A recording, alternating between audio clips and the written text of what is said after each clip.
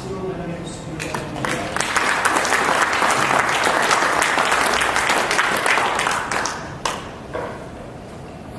우리 늘 푸른 아카데미 충청단 목사님들 진심으로 감사합니다.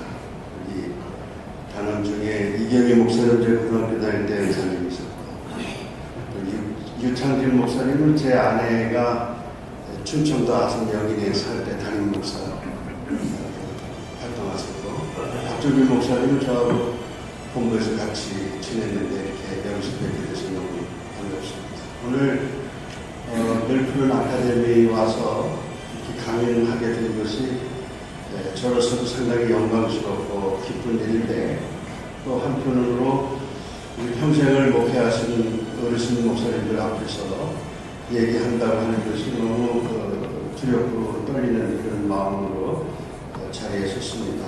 여러분께서 제가 혹시 말에 실수가 있더라도 넓으신 마음으로 이해해 주시고 양해하는 마음으로 경청해 주시면 감사하겠습니다. 제가 한 10여 년 전부터 문화 미승만에 관해서 이제 관심을 갖게 됐습니다. 그런데 당시에 이제 대학 한동대학에 이제 강의를 나갔다가 우연히 유영익 박사하고 이제 게스트룸에서 합저녁을 묵게 됐는데, 그러니 당시에 연세가 80이 넘었음에도 불구하고 아직도 책을 보고 계시고, 그리고 그 책의 내용을 보니까 그것도 또 이승만에 관한 책이었어요. 그분이 우리나라에서 이승만에 관해서 제일 많은 연구를 하신 분임에도 불구하고 그날 저녁에 제가 아주 학문적인 충격을 받았습니다. 그리고 이제 돌아와서 저도 한번 연구를 해야겠다 이런 생각을 갖고 이 책, 저 책을 많이 보다가 제가 책을 하나 쓰게 됐는데, 그것이 이제 문화 미승만 신앙 연구라고 하는 책이었습니다. 그래서 이 책을 제가 처음으로 썼음에도 불구하고 많은 분들이 아주 좋아해 주셔서 대단히 제가 감사하게 생각을 하고 있는데, 제가 이 책을 쓰는 동안에 이제 그 많은 책들을 보면서 이제 공부를 했는데, 특별히 그 이원순이라고 하는 이승만 박사의 비서 생활을 했던 분이 인간 이승만이라고 하는 책을 쓴 것이 있습니다. 그런데 책이 상당히 두꺼운 책인데 그 두 문장이 제 마음에 와서 닿았어요. 하나는 뭐냐면 이승만 박사가 청년 때 한성 감옥에서 5년 7개월을 있는 동안에 1902년도에 아펜젤라가 어청도 앞바다에서 배삭으로 돌아갔습니다. 그런데 그 소식을 듣고 사흘 밤낮을 아주 통곡을 하면서 금식했다. 그런 기록이 나와서 굉장히 제가 충격을 받았습니다. 도대체 아펜젤라와 이승만이 어떤 관계였기 때문에, 이승만은 당시 청년이었죠. 청년 이승만은 자기의 스승이었던 아펜젤라의 죽음 소식을 접했을 때 그렇게 사흘 밤낮을 통곡했을까. 저도 대학에서 많이 강의를 하면서 한편으로 생각을 해봤습니다. 내가 혹시 사고로 죽었다고 그럴 때 나를 생각하면서 사흘 밤낮을 통곡해 줄 수 있는 제자가 있는가 생각해보니까 그래서 그 후에 제가 책을 한 번 더 청년 시절에 감옥에서 이제 수록을 해가지고 대개 감옥 생활을 하면서 그 영향을 줬던 분이 뭐 감교 목사 가운데 본코라고 하는 분도 있고 아펜젤라도 있고, 그 다음에 이제 장로길 목사로 게일이라고 하는 분이 있었어요. 그런데 이제 게일을 다 찾아갑니다. 월남 이상제도 게일한테 가서 세례받고 그 교회 연동교회에서 신앙생활하고, 김정숙이라는 사람도 거기 가서 이제 신앙생활하고 그러는데, 이승만 박사가 게일을 찾아갑니다. 나도 당신에게 세례받고 싶다. 그런데 게일이 뭐라 그러냐면, 당신은 감리교 사람인데 왜 장로교 목사인 나에게 와서 세례를 받으려고 하느냐. 내가 당신을 세례를 주면 감리교 목사 친구들이 나를 어떻게 생각하겠느냐 그러면서 세례를 주지 않고 그냥 돌려보내요. 저도 당시에 목사 생활을 하면서 누가 저에게 세례를 받겠다고 오면은 아마 얼른 교육 욕심 때문에 세례부터 주고 그리고 신앙생활을 하라고 건너했을 텐데 도대체 게일이라고 하는 분이 이렇게 대단한 분인가, 어떤 인품을 가졌길래 도대체 이런 생각을 할 수 있는가. 그렇게 하고 그 게일에 대해서 또 제가 그 학문적인 그런 배경들 또 연구를 해서 제가 여기서 총무를 지내면서 쓴 책입니다. 청년 이승만 그리고 당시 선교사들 연구. 그래서 논문을 썼는데 여기에는 아펜젤라와 이승만, 그 다음에 아펜젤라와 게일 이런 제목으로 5편의 논문이 이 책에 포함이 되어져 있습니다. 그래서 오늘은 여기에 나오는 모든 내용들을 다 말씀드리기는 어렵고요. 이승만 박사가 그 아펜젤라를 만나서 어떤 변화를 겪고 또 청년 시절에 감옥에 가서 어떤 생각을 갖고 결국 거기서 가졌던 생각들 또 거기서 신앙생활을 어떻게 했는가 하는 것을 이제 말씀을 드리면서 그것이 이승만 박사의 전체 일생에 어떻게 영향을 줬는가 그리고 그것이 우리나라에 어떤 영향을 줬는가 이런 내용으로 좀 말씀을 드리겠습니다. 그래서 전반부에는 제가 아펜젤라에 관한 말씀을 드릴 것이고 이제 강연 후반부에는 이승만의 청년 시절을 중심으로 해서 여러분들에게 말씀을 좀 드리도록 하겠습니다. 우선 제가 이 3권의 책을 쓰면서 제가 마음속에 느낀 것은 뭐냐면 첫째는 우리가 많이 듣는 얘기예요. 대한민국이라고 하는 나라는 이승만이 세웠다. 결국은 하나님께서 세우신 것인데 하나님께서 이승만이라고 하는 인물을 통해서 세우셨구나. 그래서 미국의 작가였던 올리버라고 하는 사람이 쓴 책 중에 그런 내용이 나옵니다. 이승만이 없으면 대한민국은 없다. 그래서 저도 전적으로 거기에 동의를 합니다. 왜 그런가 하니 여러분 우리나라는 조선시대에 한 600년 동안 군주국가로서 지내왔습니다.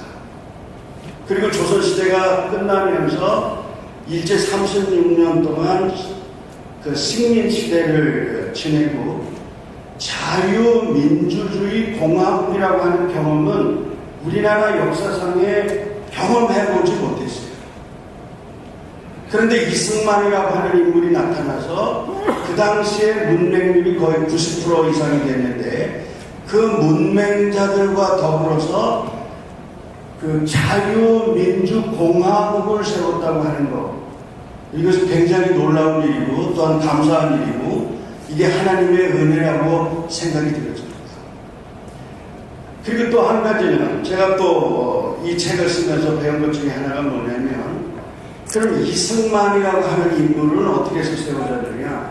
물론 가정에서 좋은 교육을 받았으면 틀림이 없지만 결국 그가 20살 때 백자학당에 들어가서 만난 인물이 아펜젤라입니다. 그래서 아펜젤라라고 하는 서양 선교사를 만나면서부터 그의 생각이 차츰차츰 변해서 결국은 대한민국의 대통령이 되는데 그래서 제가 생각할 때 이승만이라고 하는 인물은 결국은 아펜젤라가 세웠구나 이런 깨달음을 갖게 됐습니다. 그래서 그 두 가지 이승만은 대한민국을 세웠고 그 대한민국을 세운 이승만은 결국은 아펜젤라라고 하는 우리 감리교의 위대한 선교사가 세운 분이라 하는 것을 먼저 여러분들에게 말씀을 드립니다. 제가 한 10여 년 전에 대전에서 이제 목회를 하고 있었는데 그 당시에 모건대학 총장이었던 이근호 박사하고 가깝게 지냈습니다. 그래서 이제 점심을 먹으면서 총장님 제가 요새 이승만 박사를 연구를 하고 있습니다. 그랬더니 얼른 저에게 질문을 하는데 그래 잘하고 있네. 그런데 이승만 박사가 제일 좋아하는 성경 구절이 뭐야? 그런데 거기까지는 제가 모르는 상태였는데 그 질문을 하시는 거예요. 그래서 제가 급한 마음이 들어와서 이승만 박사가 어떤 성경을 좋아했는가 이제 그것을 이책저책을 통해서 찾아보니까 오늘 우리 목사님께서 읽어주신 그 말씀이었습니다. 갈라디아서 5장 1절 말씀. 아멘. 제가 한번 읽어볼게요. 그리스도께서 우리를 자유롭게 하려고 자유를 주셨으니 그러므로 굳건하게 서서 다스는 종의 멍에를 매지 말라. 아멘. 이승만 박사가 이 말씀을 하실 때에 어떤 배경으로 이 말씀을 하셨냐면 아마 이승만 박사는 일제 치하에서 식민지 생활을 너무나도 잘 경험을 하신 분이에요. 그러니까 나라를 뺏긴 사람들이 나라를 찾는다고 하는 것이 얼마나 어려운 일인가 하는 것을 절실하게 느끼셨던 거예요. 한 번 뺏긴 나라를 다시 찾는다는 것, 한 번 잃어버린 자유를 다시 찾는다고 하는 것은 너무너무 어려운 일이에요. 그래서 다시는 이런 일이 없기를 바라는 마음으로 이 말씀을 쓰셨습니다. 그리스도께서 우리를 자유롭게 하려고 자유를 주셨으니 그러므로 굳건하게 서서 다스는 종의 멍에를 매지 말라. 그런데 올해 6월 11일 날이 아펜젤라의 기일입니다. 기일인데 대제학당에서 그 기일을 맞이해서 양화진에 이제 그런 무덤이 있는데 거기서 예배를 드린다고 그러면서 저보고 설교를 좀 해달라고 부탁을 했어요. 그래서 제가 아펜젤라에 관한 말씀들을 묵상하면서 아펜젤라가 제일 먼저 한국에 도착해서 드렸던 기도를 읽어봤습니다. 그 기도가 이렇게 됐어요. 우리는 부활절에 이곳에 도착했습니다. 그리고 오늘 사망의 빗장을 산산히 깨뜨리시고 부활하신 주께서 이 나라 백성들을 얽매고 있는 굴레를 끊으시고 그들에게 하나님의 자녀가 누리는 빛과 자유를 허락해 주옵소서. 제가 이 말씀을 묵상하는 가운데 큰 깨달음을 하나 얻었는데 그것은 뭐냐면 어쩌면 그 이승만 박사가 제일 좋아했다고 하는 그 갈라디아서 5장 1절 말씀에 사상하고 아펜젤라가 한국에 처음 도착해서 드렸던 이 기도의 내용이 하나로 통하는가 하는 것을 마음속에 확 깨닫게 됐어요. 그렇다고 그러면 결국 저는 그렇게 유추할 수 있습니다. 아펜젤라가 가졌던 그런 사상, 아펜젤라의 신앙이 그대로 이승만에게 전달된 것이 아닌가. 그래서 이 문장 속에 자유라고 하는 단어가 나오고 굴레라고 하는 것은 종 얘기 아닙니까? 종. 이 백성을 얽어매고 있는 이 굴레, 이 종생활, 이것을 끊고 이 백성에게 하나님의 자녀가 누리는 빛과 자유를 허락해 달라고 하는 그런 기도하고 하나로 통하는구나 하는 것을 제가 배우게 됐습니다. 그래서 이승만 박사의 어떤 사상을 논할 때에 가장 중요한 것이 뭐냐면 그것은 자유의 개념이라고 말씀드렸었어요. 우리나라 여러분 헌법 1조가 다 아시죠? 대한민국은 자유, 민주주의, 공화국이다. 자유민주주의 공화국이다. 이승만 박사 당시에 재헌을 하면서 왜 이것을 제 헌법에 1조이라고 불렀을까? 대한민국은 자유민주주의 공화국이다. 그래서 요즘 정권에서 제가 듣기로는 이 헌법의 1조 위해서 자유자로 하는 것을 빼놓는다고 하는 얘기를 들으면서 제가 마음이 덜컹했습니다. 북한도 사실은 뭐예요? 조선민주주의 인민공화국이에요. 그런데 이 자유자를 빼고 헌법을 만든다? 이거는 정말 겁나는 일이라고 아니할 수가 없는 것입니다. 제가 이 말씀을 찾은 다음에 계속해서 이렇게 쭉 읽어보니까 이승만 박사가 좋아했던 한문 귀절이라고 그러나요? 여러분 우리가 잘 아는 경천애인은 이승만 박사가 굉장히 즐겨 쓰시던 이 표현입니다. 경천애인이라고 하는 것은 성경에서 나온 것입니다. 그래서 내 마음을 다하고 뜻을 다하고 목숨을 다하여 주 너의 하나님을 사랑하라. 경천. 그 다음에 내 이웃을 내 몸처럼 사랑하라. 애인. 상당히 성경들이죠. 이화장에 가면 조각당이라고 하는 조그만 건물이 있는데 그 조각당에 하나 현판이 걸려있는데 거기에는 뭐라고 써있냐면은 방구명신 이렇게 써있어요. 방구명신.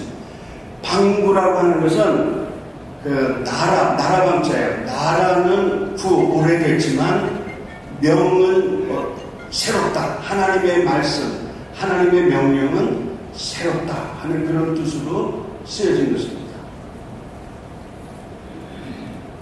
그리고 이승만 박사가 좋아하는 찬송이 오늘 우리가 부르는 그 찬송이에요. 삼천리 반도 금수강산 하나님 주신 동산.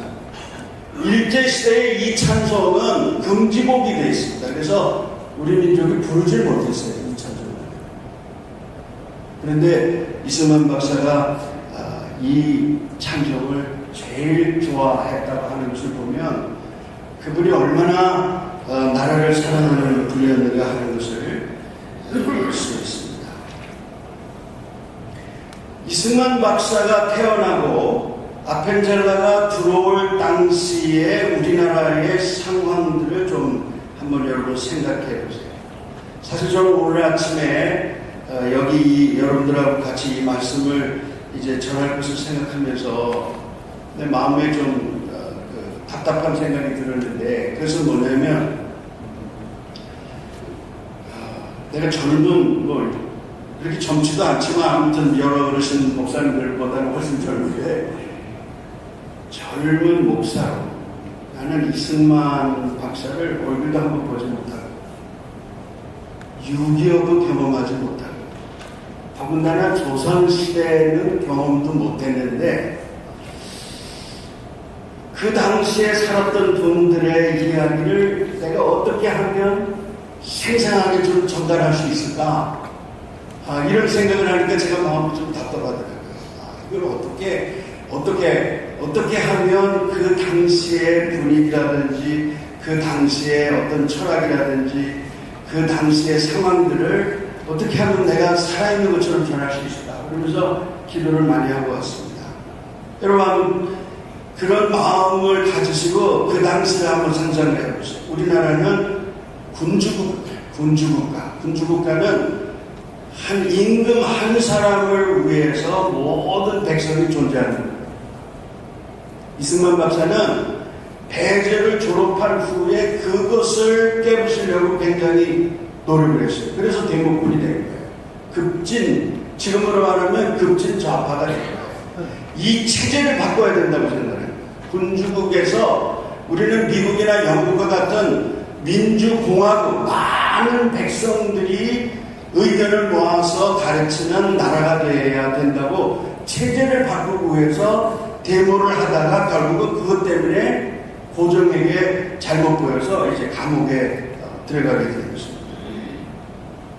그 다음에 그 당시에 나라의 근본을 주장했던 정신은 무슨 정신이냐? 유교예요. 고려 시대에는 불교였지만 조선 시대에는 불교를 억압하고 유교를 나라의 근간으로 삼았습니다. 그리고 청나라를 종주국으로 알고 이제 살아가는 시대가 조선시대 말기였습니다. 뿐만 아니고 그 당시에는 상당히 계급주의적인 사회였습니다. 지금 우리는 다 평등하게 너나 나나 장사를 하나, 고깃집을 하나, 음식을 만들어서 파나, 농사를 지나 다 우리는 평등한 시대에 살고 있는데 그 당시에는 사람들이 여러 계급으로 나누어져서 천민 계급에 속한 사람들은 인간 대접을 받지 못하던 그런 시대였습니다. 잘 생각해요. 양반도 같은 양반이 아니고 이승만 박사 같은 경우에는 물론 전준 이수로 태어나서 양녕대군의 16대 후손이고 왕손이라고 하지만 벼슬도 3대를 하지 못하면 그냥 천대 받는 양반이고 양반 이름도 거의 주지 않습니다. 일은 할 수 없고 양반 벼슬은 없고 그러니까 아마 그 정부, 그 고정, 이 정권에 대해서 상당히 불만스러운 마음을 갖고 청년 시절을 지내지 않았는가 그런 생각을 합니다. 이 경복궁을 중심으로 해서 동쪽과 서쪽에는 경복궁을 출입하는 양반들이 살았다. 그리고 저쪽 남산 쪽으로 가면은 그런 양반 계급에 속하지 못한 사람들이 소위 말하면 선비들이죠. 선비들이 양반 노릇을 하면서 살으니까 굉장히 어렵게 살면서 체면을 지키면서 살았는데 이승만 박사는 그 동네에서 살았어요. 도동이라는 데서. 근데 그 도동에 우수연이라고 하는 그 도계가 하나 있었는데 거기에서 기우제를 지냈다고 해요. 우수연에서. 그래서 자기가 호를 우남이라고 했는데 그 우수연의 우자하고 남산의 남자를 따서 우남이라고 호를 줬습니다. 그 당시에 여성들은 인간으로서 대접을 못 받았습니다. 그래서 제가 쭉 문헌을 찾아보면서 보니까 여성들에게는 이름이 없어요. 그냥 이승만 박사의 어머니도 김해 김씨라고 그렇게 나오지 정식 이름이 없어요.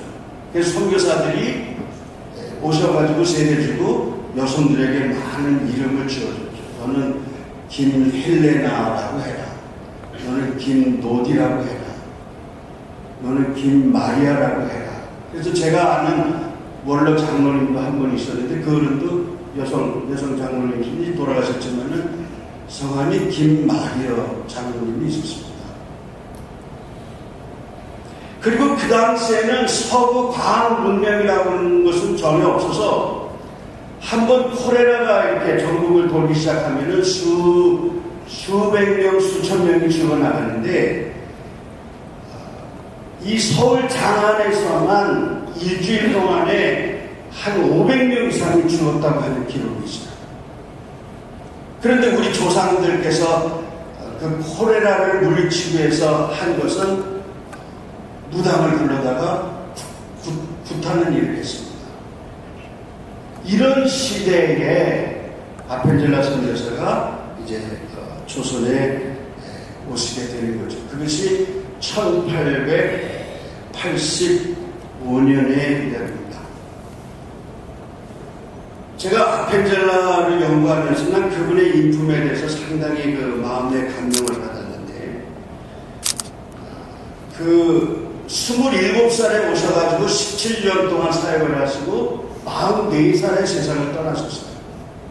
근데 그분이 마음속에 얼마나 큰 열정적인 사랑을 갖고 있었는지 한 번은 제가 아침에 아펜젤라의 일기를 읽다가 혼자 통곡을 한 일이 있어요. 그래서 뭐냐면 그 두 번째 되던 해에 1887년 전 8월에 콜레라가 서울 장안에 오는데 양반들은 별로 콜레라 걸리지 않아요. 천민들이 걸려요.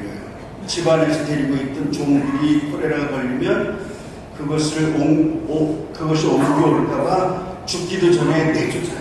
내쫓으면 저 서대문 성 바깥으로 나가서 거적대기 하나를 둘러쓰고 죽기만을 기다리는데 어느 날 아펜젤라가 지나가다가 어떤 여인을 봤어요. 거기서 죽으려고 하니까